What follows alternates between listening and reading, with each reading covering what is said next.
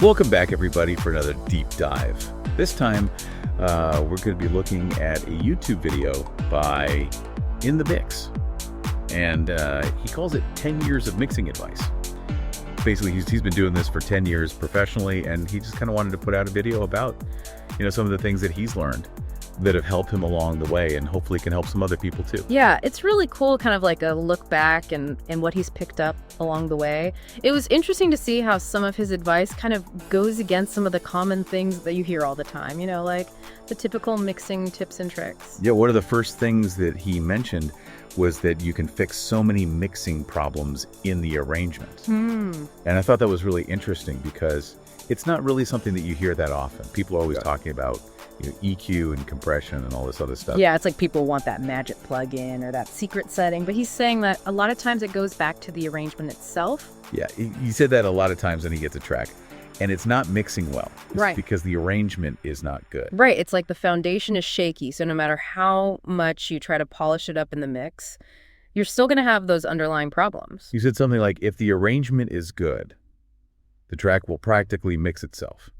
Yeah, and I think there's a lot of truth to that. When you have a well-arranged track where each element has its own space, it just naturally sounds good. You don't have to fight against the arrangement. Right. It's like you're not trying to force things to fit together. They just naturally belong together. And it makes you realize how important it is to think about the arrangement from the very beginning.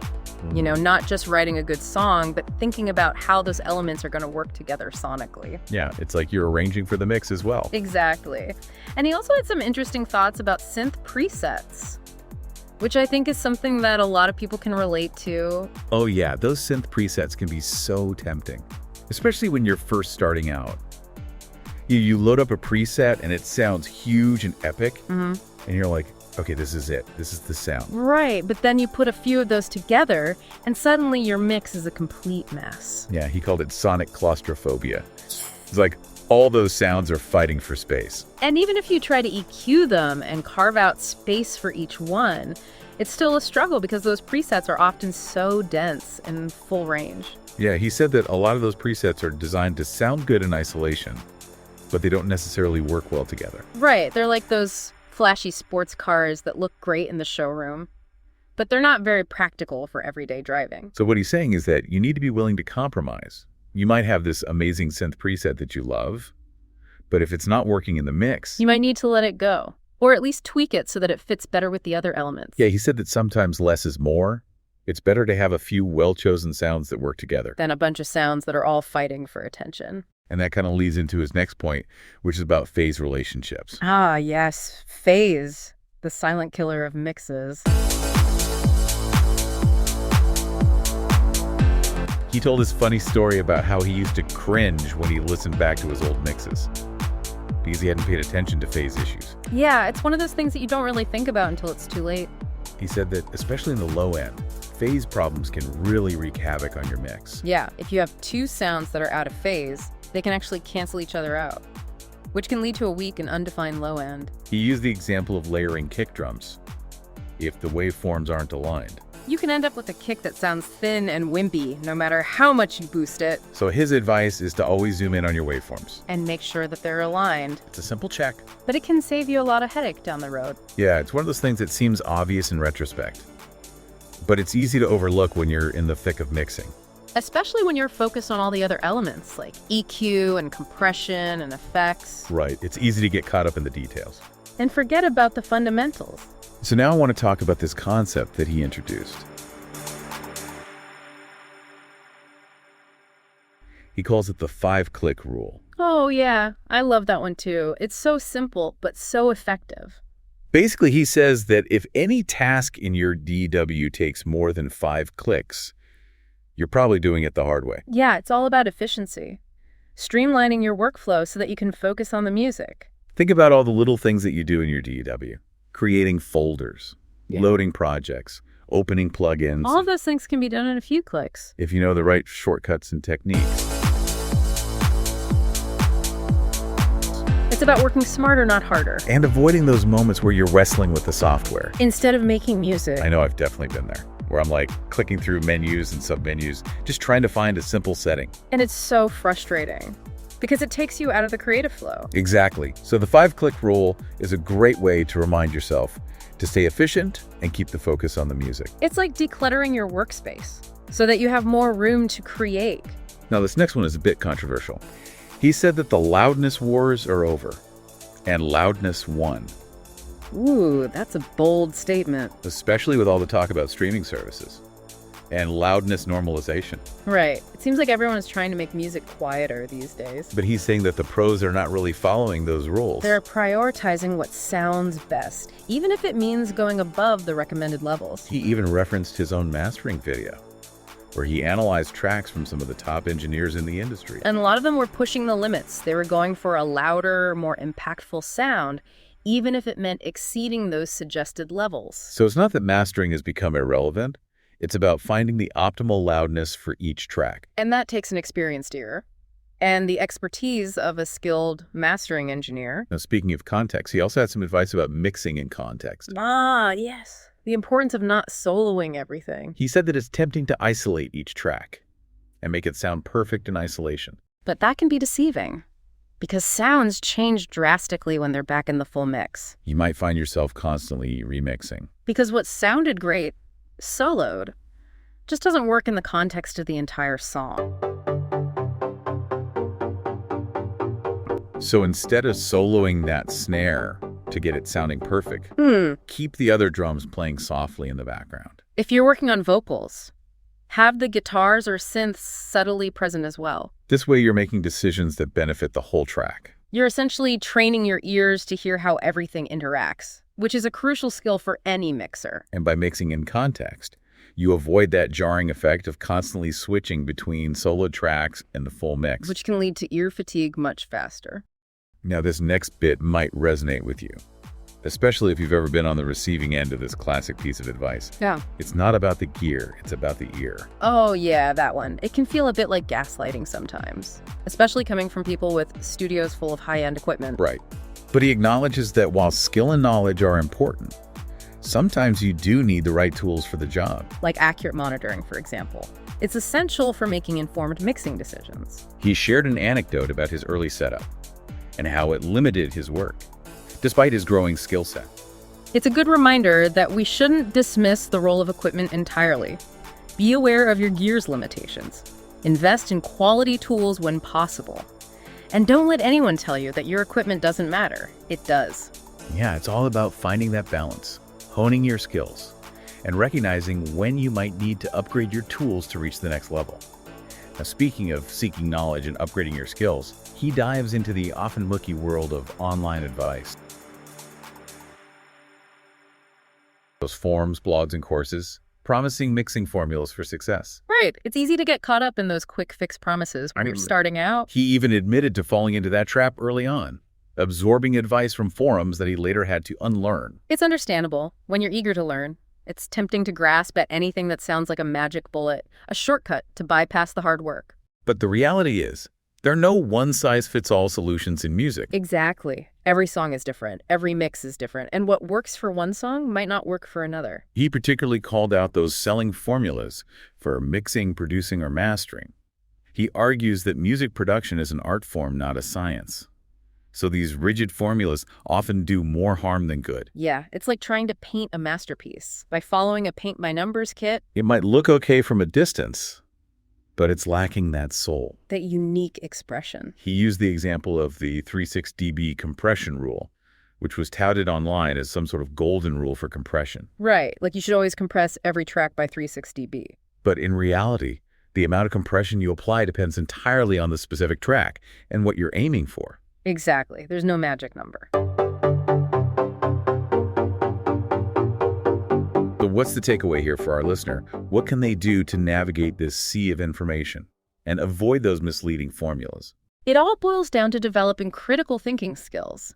Don't blindly accept every piece of advice you encounter online just because it's popular or it comes from someone with a large following. Right. Do your own research, experiment, question assumptions. And most importantly, trust your own ears. It's about becoming an independent thinker, not just a follower. You have to develop your own judgment and your unique voice. Which actually ties in nicely with his point about the 5-click rule.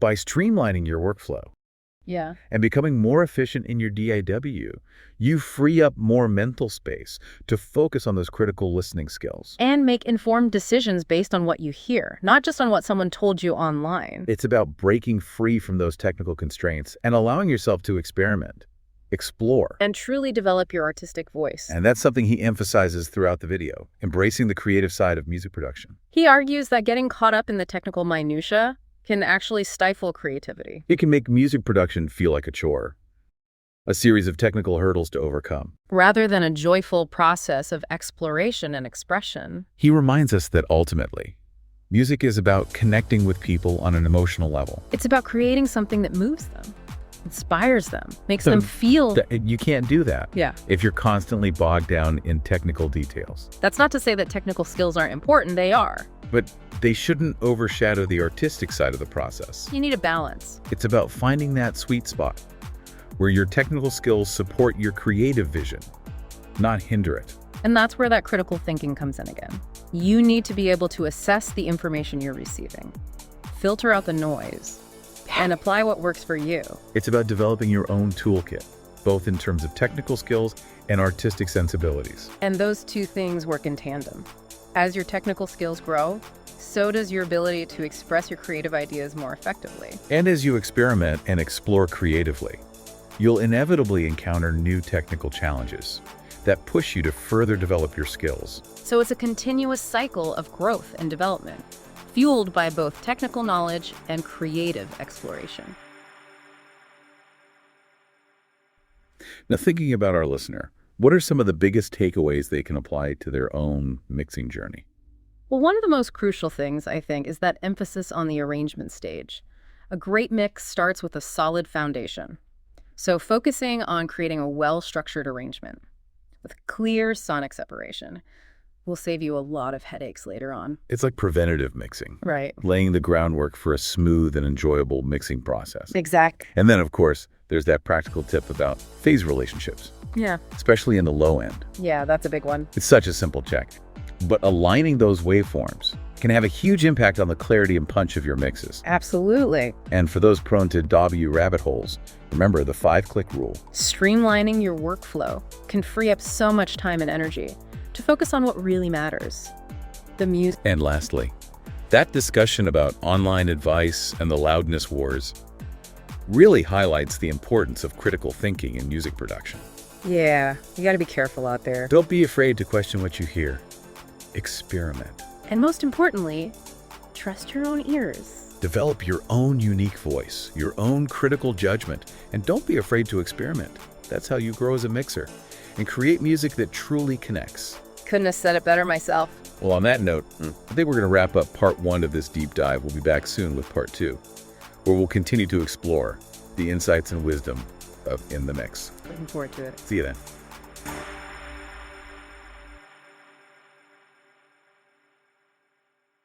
Welcome back to part 2 of our deep dive into In the Mix's 10 years of mixing advice. And in the last part, we were talking a lot about kind of the more technical aspects of mixing, like phase and EQ and compression. Right, the nuts and bolts. But this time I want to shift gears a little bit Yeah. and talk about some of the more philosophical aspects of mixing. The bigger picture stuff. Exactly.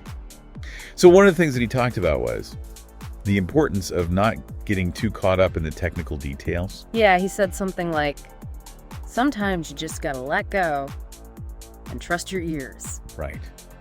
It's easy to get lost in the weeds, especially when you have all these amazing tools at your disposal. Like all the plugins and processors and whatnot. But sometimes Yeah. the best thing you can do is just step back. And listen to the music as a whole. He even said that sometimes. I'll mix a track, and then he'll walk away from it for a few days. And come back to it with fresh ears. And he'll realize that he overdid it. He got too caught up in the technicalities. And he lost sight of the emotion of the music. So it's all about finding that balance Yeah. between the technical and the emotional. And trusting your gut. Now, another thing that he talked about was the importance of having a clear vision for your mix Right. Knowing what you're trying to achieve. before you even start mixing. It's like having a blueprint for your house. You wouldn't start building without one. Exactly. And he said that the best way to develop a clear vision is to listen to a lot of music. And not just music in your genre. Listen to all kinds of music And pay attention to the things that you like. and the things that you don't like. And try to figure out why. What is it about those mixes that you find appealing? Or unappealing. And then try to apply those same principles to your own mixes. He also had some interesting thoughts about the loudness wars, which we touched on briefly in the last part. Right. He said that loudness won. But he also acknowledged that it's not just about making everything as loud as possible. There's more nuance to it than that. So let's say our listener has a track that's technically within those recommended loudness levels, but it just doesn't have that punch, that impact they're looking for. Yeah. What would you advise them to do? Well, first I'd encourage them to listen to reference tracks in a similar genre. Pay attention to how those tracks are balanced and how loud they feel. And then experiment. Don't be afraid to push the levels a bit. See what happens. He even mentioned that sometimes. Exceeding those recommended levels can actually translate to a better listening experience on streaming platforms, despite their loudness normalization algorithms. Really? Yeah, it's a bit counterintuitive, but it's something that many mastering engineers are taking into account these days. So it's a delicate dance. Yeah. Between technical knowledge, artistic judgment. And a deep understanding of how music is consumed in today's world. It's fascinating, isn't it? The world of music production is constantly evolving, and it's exciting to see how these experienced professionals are adapting and pushing boundaries. It's a great reminder for all of us to stay curious, keep experimenting, and never stop learning. So as we wrap up part 2 of this deep dive into a decade of mixing wisdom, I'm curious to hear your thoughts on the idea of letting go of the technical detail. And trusting your ears. Because I think that's something that a lot of us struggle with. Yeah, it's definitely a challenge. Especially when you're first starting out, you're so focused on learning all the technical stuff that it's easy to forget about the most important thing, the music. You're so busy tweaking knobs and pushing buttons that you forget to actually listen to what you're doing. And that's when you start to get lost. So how do you find that balance? Between the technical and the emotional. Well, It's all about setting intentions. Before I even start mixing, I ask myself, what is the emotion that I want to convey with this track? what is the story that I want to tell And then I use the technical tools at my disposal. to support that vision? I don't let the tools dictate the direction of the mix. I use them as a means to an end. I always try to keep the bigger picture in mind. The emotion of the music. The story that I'm trying to tell. And if I ever find myself getting too lost in the details, I take a step back and I ask myself, is this serving the song? is this helping me to convey the emotion that I want to communicate? And if the answer is no, then I let it go. So it's all about finding that balance between the head and the heart The technical and the emotional. and trusting your gut. Now, I know we've covered a lot of ground in this part, but I want to leave our listener with one final thought, and that is, don't be afraid to experiment, Try new things, break the rules. because that's how you discover your own unique voice. And that's what makes your music special. So go out there and make some magic. We'll be back soon with part 3 of this deep dive, where we'll continue to explore the insights and wisdom of In the Mix. See you then.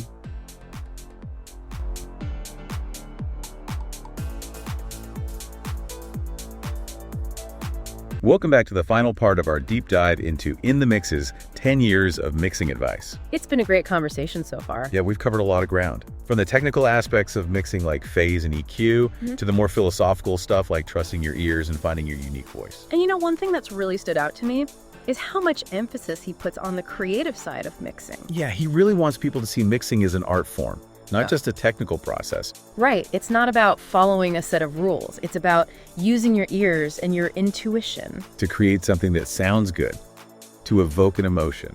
And I think that's something that's often overlooked in the world of music production. People get so caught up in the technical details that they forget about the bigger picture. The music itself.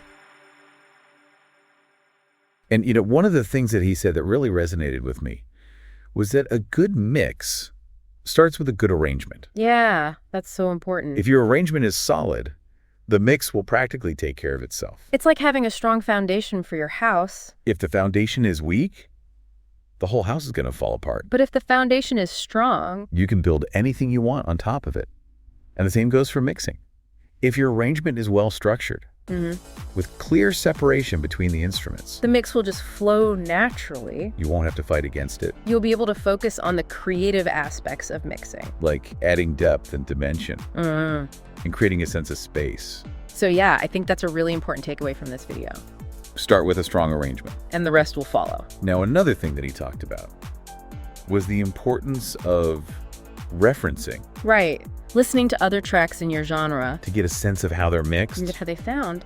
And he said that it's important to listen to a variety of tracks Not just the ones that you like, because you can learn something from every mix. even the ones that you don't like. You can figure out what you don't like about them. And avoid making those same mistakes in your own mixes. And you can also get ideas from the mixes that you do like. And try to incorporate those elements into your own work. So yeah, referencing is a really valuable tool for any mixer It helps you to develop your ears and to expand your sonic palette and to get a better understanding of what works. and what doesn't work in the world of mixing. Now, before we wrap up this deep dive, I want to touch on one more thing that he mentioned in the video, and that is, the importance of having fun. It's easy to get so caught up in the technical side of things that we forget why we started making music in the first place. because it's fun It's a way to express ourselves, to connect with others. to create something beautiful. So if you're not having fun, if you're feeling stressed out or overwhelmed, Take a step back and remind yourself why you're doing this, because you love music. because it brings you joy. And don't be afraid to experiment. Try new things. Break the rules. And most importantly, have fun. Because that's what it's all about.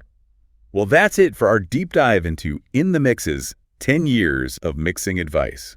We've covered a lot of ground, from the technical to the philosophical. And I hope you found it as insightful and inspiring as we have. So go out there, make some music. And have fun. Thanks for joining us. See you next time.